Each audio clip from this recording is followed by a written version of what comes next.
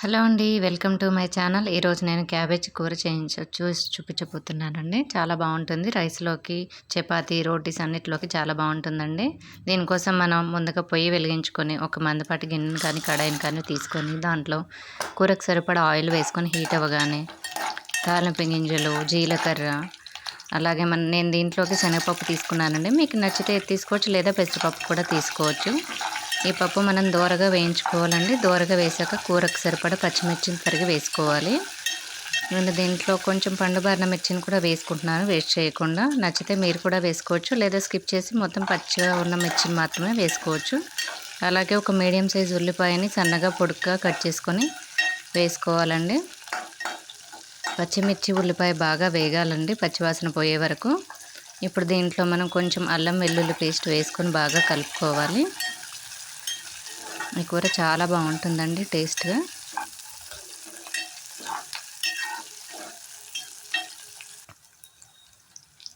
అలాగే దీంట్లోకి ఒక 2 రెబ్బలు కరివేపాకు వేసుకొని బాగా కలుపుకుందాము. మనం దీన్ని మీడియంలో కానీ సిమ్లో కానీ పెట్టుకొని చేసుకోవాలండి. హైలో పెట్టడం వల్ల బాగా మాడినట్టు అవుతుంది.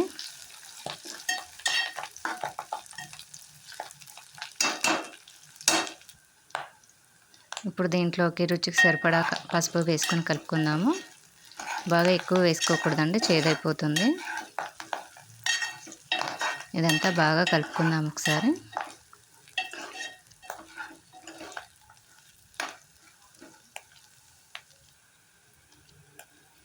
ఇప్పుడు దీనికి సరిపడా ఉప్పు వేసుకుంటున్నానండి. ఇదంతా మరొకసారి బాగా కలుపుకుందాము.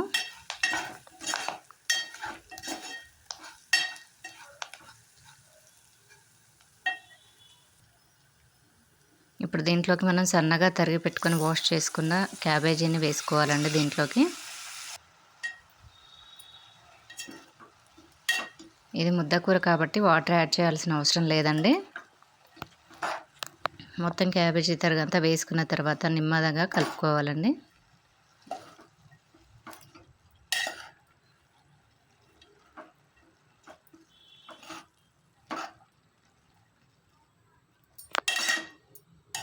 ఇలా క్యాబేజీ అంతా బాగా కలిసేలా కలుపుకోవాలి.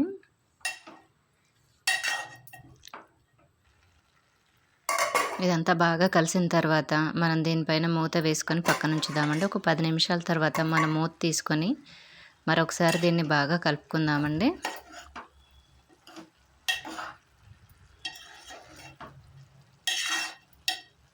ఇలా బాగా మగ్గేదాకా చూసుకోవాలి. మధ్య మధ్యలో మనం ఒక 2-3 సార్లు కలుపుతూ ఉండాలండి. 5-10 నిమిషాల మధ్య గ్యాప్లోనే. మనం ఇదంతా సిమ్లో పెట్టి చేసుకోవాలి, హైలో పెట్టకూడదు.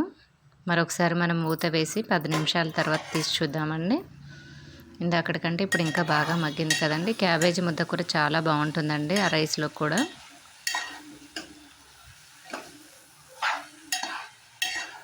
ఇప్పుడు ఇదంతా బాగా కలుపుకున్న తర్వాత మరొక 5 నిమిషాలు దాన్ని మగ్గించుకోవాలండి.